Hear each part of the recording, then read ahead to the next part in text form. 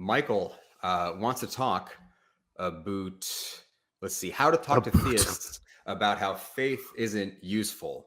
I'm speaking your language, right, Nate, with the about, right? That's yeah. Oh yeah, it's you just betcha, it's just bud. cultural sensitivity. I try. Yeah. Oh heck, much appreciated there, eh? Thanks, eh? Anyway, I don't want to be a hoser. Let's move on. How to talk to theists about how faith isn't useful. Michael, how you doing? I'm great. Wow, I wasn't expecting to be on so quickly. How are you guys? Hey, your prayers have been answered. We're good. Doing well. Doing well. So, my question, basically, because I've never technically used the term atheist, but around 2021, I have started toying with the term. I think was mostly not using the term just out of stigma, but I've not believed in God since basically I was like 15 or 16.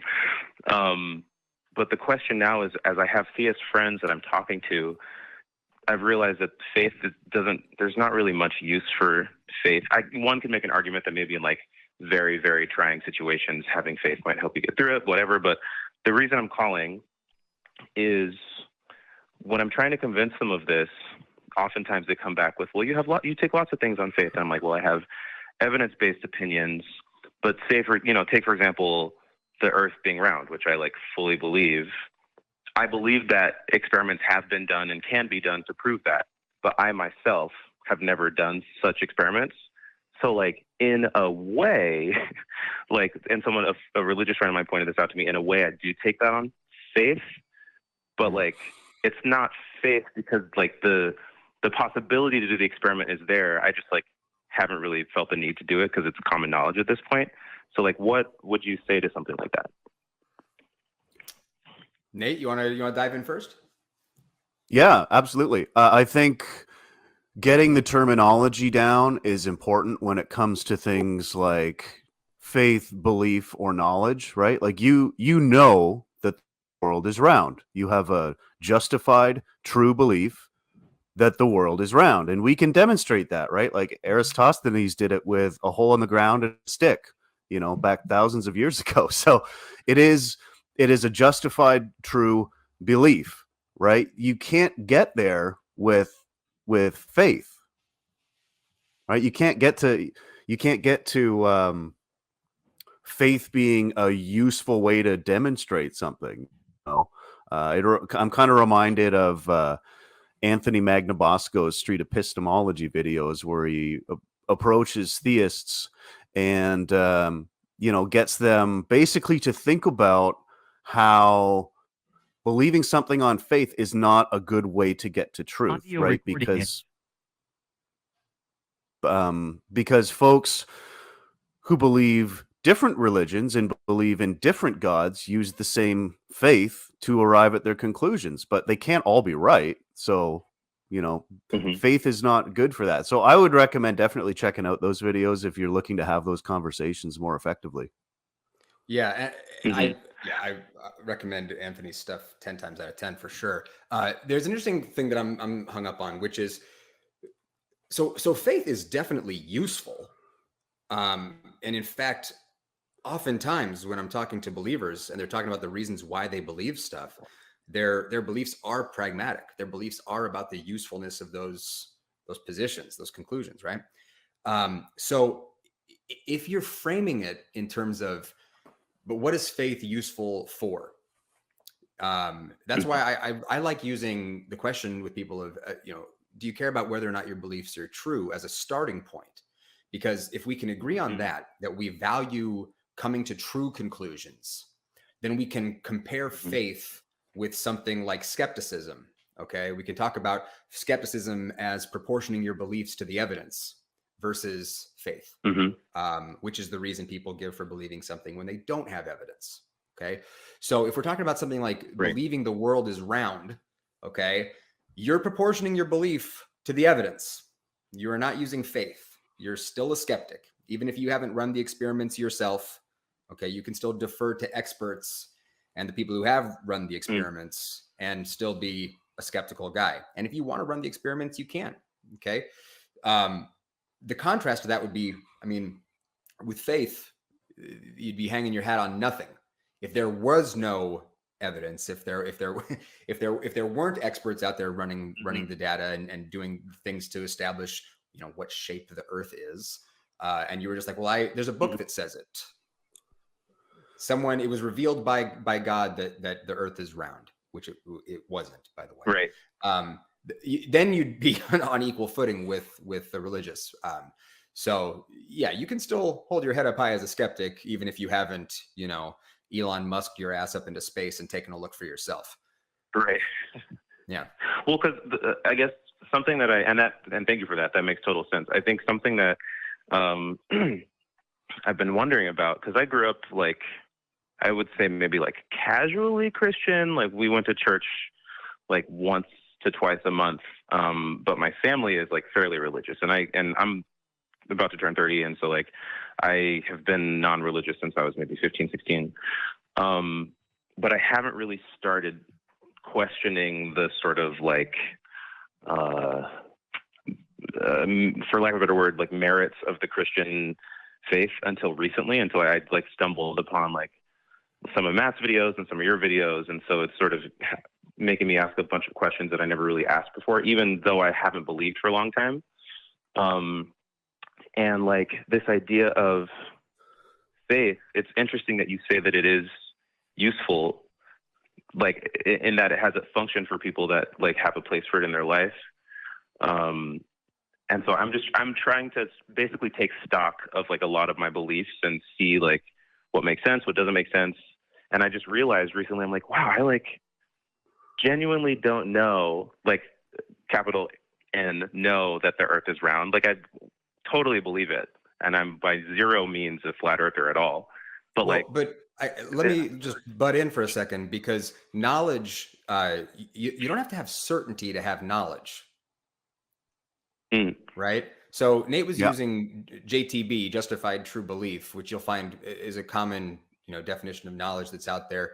It's not a perfect definition of knowledge. There are some things you can do to play around with it, but it's pretty useful. If you're talking about knowledge and saying, well, I want to have justified true beliefs, certainty isn't in there anywhere. Good point. So you can justified, know, you can know the Earth is round without being 100% certain. And what's great about this definition of knowledge too is it leaves your knowledge open to revision, because you can think you know something and then find out you didn't, and you know, adjust your beliefs to the evidence. Sharpen that. Yeah, that totally makes sense.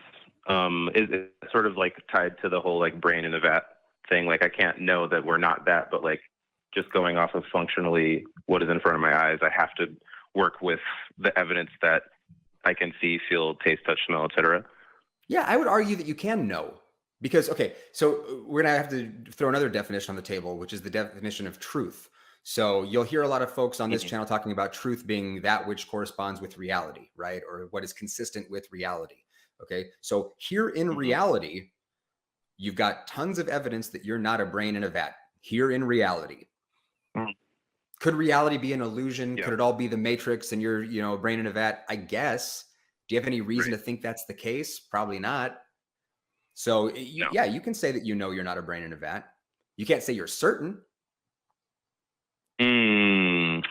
Oh, interesting. And something actually clicked just now when you said that. Yeah. So because I think I've heard, I don't know, someone either on this channel or maybe Atheist Experience channel say that like knowledge is a subset of belief, and I like could never really quite wrap my head around that. But you actually kind of just made that clear. Yeah, I mean that's the whole thing, man. I mean, and one thing that you'll find a lot of folks in the theist community doing is trying to sell you certainty, because certainty, the idea of certainty, it feels very safe. It feels very secure to be able to go, well, God told me this, therefore I can be certain of stuff. It's a trap because you really can't. They're just pulling that out of their asses. Yeah. That's such a good point. Yeah. And I would rather have questions that can't be answered than answers that can't be questioned. Word. Amazing. I love that. And then, sorry, if I can just say one last thing, and then I'll totally let you guys go because I know you have other callers. That was one of the things that led me to questioning my belief and eventually dropping Christianity altogether, was because like my parents raised me to have a very much questioning, mind. And they specifically always raise me to believe anytime someone tells you that something is always something or never something, they're going to be wrong 100% of the time. Like, that's the only thing that's absolute, is when people give you an absolute, that they're most likely wrong. And it's certainly a red flag. Even though, like, yeah, right, exactly. And even though, like, you know, my parents are both religious, that was the thing that led me out of it. And so, yeah, thank you for that perspective. I appreciate that. Sure, man. I mean, yeah. So the more you look at the, studying epistemology, and yeah, Anthony's a freaking great resource for that. You'll see this distinction where people talk about certainty when what they're really talking about is knowledge. And these ideas and these concepts get conflated. So that's why it's important to try as best we can to be precise with our language. Yeah, for sure. That's kind of what I started with, is getting your definitions down and make sure that we're using words in the same way. And with that totally to just put a exclamation point on this conversation with regards to how to talk to your parents about this stuff, or your friends. I don't remember if it was just theists broadly, about the usefulness of faith.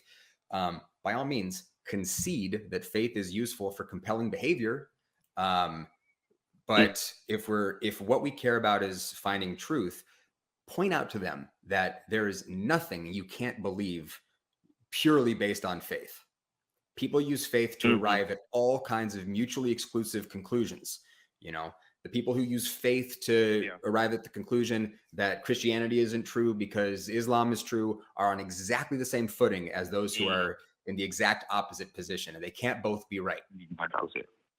So yeah, totally. I mean, and that's a really good place to start from. I was sort of going at it from the direction of, like, looking at the scientific method, faith, as though you're starting from the hypothesis and just skipping all the steps in the middle and saying that it's true. And that didn't really resonate with them. So I think I'm going to go at it from that tactic. Cool, man. Well, yeah, call back. Let us know how it goes. Awesome. Thanks. This is my first time calling into something like this, so I appreciate you guys being so cool. Anytime. Glad to have you, Michael. Cool. Cheers. Thanks. Have a good one.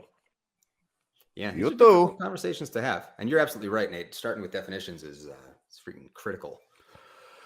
Absolutely, and Michael's situation kind of echoes my own experience, because when I was a kid, I grew up in a very religious family, and I deconverted, around early teens, and my mother was always encouraging literacy, always encouraging me to read, think, blah, blah, blah. And it's like, well, you kind of created this monster, right? You wanted me to read the Bible. I read the Bible, and now I have all these questions, and this just doesn't fucking make sense, man. Like, this is whack. Like, what about this part? What about this part? What about this part? And then they're like, no, shut up, Nate. Go to your room. Like, well, and the Bible itself, for the Christians out there, there is a sort of admonishment from Paul to focus on, whatever is true, right? So test stuff, care about truth, have high evidentiary standards, and see if your beliefs are still intact after subjecting them to criticism. That's the responsible thing to do.